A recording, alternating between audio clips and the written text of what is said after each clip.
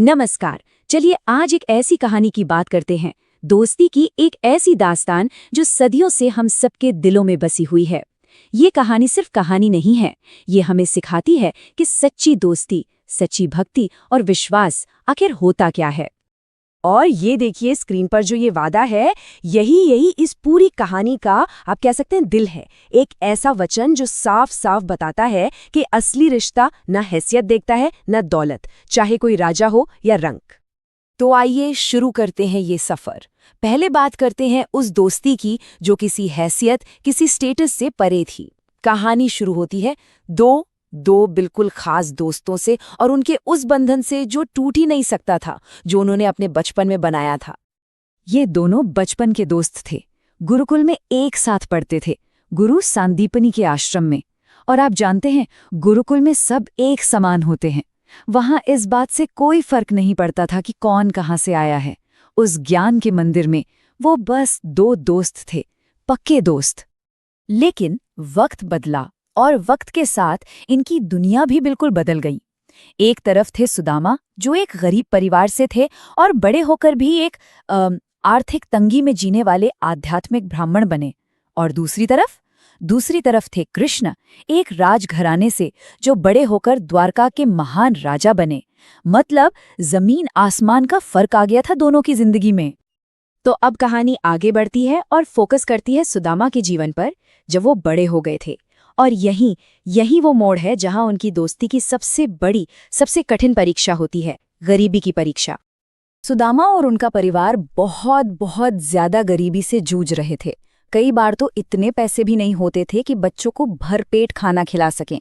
सोच के देखिए, सुदामा कितने बड़े भक्त थे, कितने आध्यात्मिक थे, लेकिन फिर भी परिवार की जरूरतें पूरी करना मुश्किल हो रहा था। तभी उनकी पत्नी वसुंधरा ने उन्हें उनके बचपन के दोस्त, उनके शक्तिशाली मित्र कृष्ण की याद दिलाई। उन्होंने सुदामा से कहा कि जाके उनसे मदद मांगे। और बस यहीं से सुदामा के अंदर एक कश्मकश शुरू हो जाती है। एक तरफ परिवार की जरूरत और दूसरी तरफ ये झिझक कि कहीं दोस्त से मदद मांगना गलत तो नहीं। और ये सवाल ये हम सब कभी ना कभी सोचते हैं, है ना? क्या किसी दोस्त से मदद मांगना स्वार्थ है? सुदामा के मन में यही दुविधा थी। वो सोच रहे थे कि उनका दोस्त इतना बड़ा राजा है, उसके पास जाकर कुछ मांगना कहीं स्वार्थ तो नहीं कहलाएगा, कहीं उनकी दोस्ती पर कोई दाग तो नहीं लग जाएगा। बहुत सोच विचार के बाद सुदामा ने जाने का फैसला किया। लेकिन वो अपने दोस्त के पास खाली हाथ कैसे जाते? तो उन्होंने एक विनम्र सा उपहार तैयार किया, थोड़े से पोहे, क्योंकि उन्हें याद था कि बचपन में कृष्ण को पोहे कितने पसंद थे। यही तो है दोस्ती, उपहार की कीमत नहीं, उसके पीछे की भावना देखी जाती है।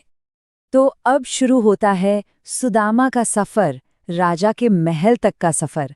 यह सफर आसान नहीं था, और जब वो वहां पहुंचेंगे तो उनका स्वागत कैसे होगा, क्योंकि उनके कपड़े फटे पुराने थे। वो कहीं से भी एक राजा के दोस्त नहीं लग रहे थे। चलिए देखते हैं। और हुआ भी वही जिसका डर था। जैसे ही सुदामा द्वारका के विशाल महल के दरवाजे पर पहुंचे, द्वारपालों ने उन्हें रोक लिया। उनके फटे हुए कपड़ों को देखकर उन्होंने सुदामा को कोई पागल आदमी समझा और उनका अपमान किया। उनके लिए वो सिर्फ एक गरीब आदमी थे और कुछ नहीं।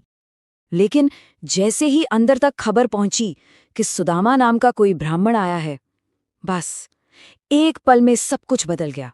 भगवान कृष्ण अपना सिंहासन, अपना सब कुछ पीछे छोड़कर नंगे पांव महल के दरवाजे की तरफ दौड़ पड़े। सोचिए, एक राजा अपने दोस्त के लिए सब कुछ भूलकर दौड़ रहा है।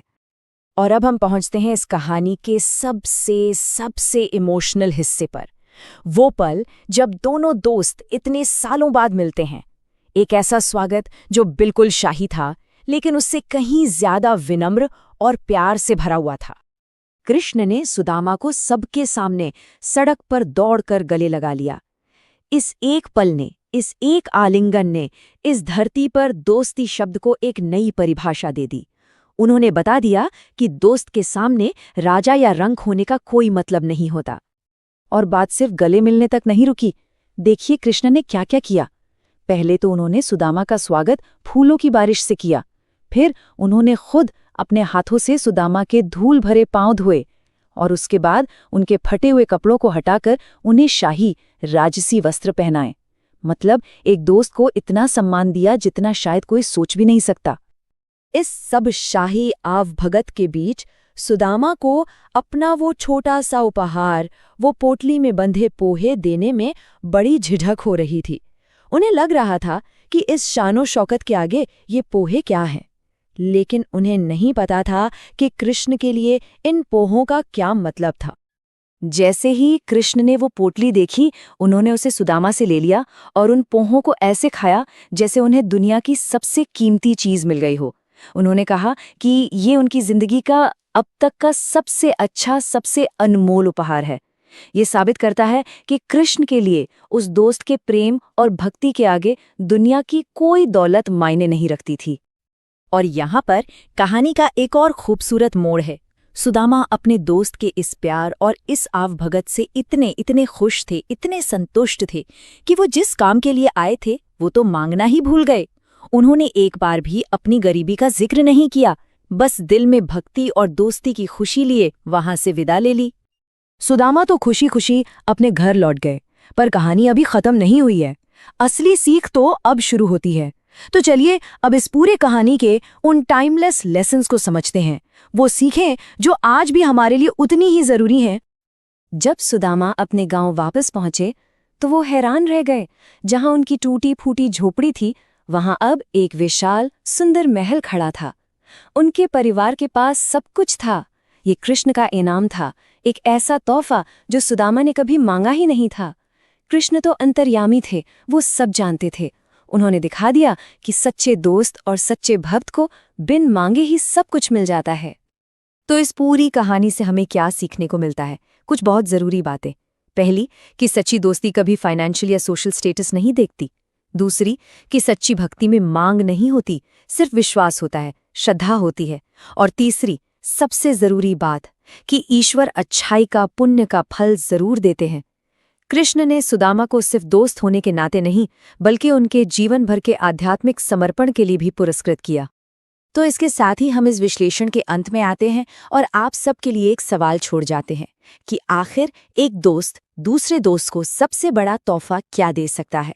क्या वो पैसा है, या वक्त, या फिर बस वो एहसास, वो विश्वास कि चाहे कुछ भी हो जाए, कोई है जो हमेशा हमारे साथ खड़ा रहेगा? ये कहानी हमें इसी सवाल पर सोचने के लिए मजबूर करती है। जरूर सोचिएगा।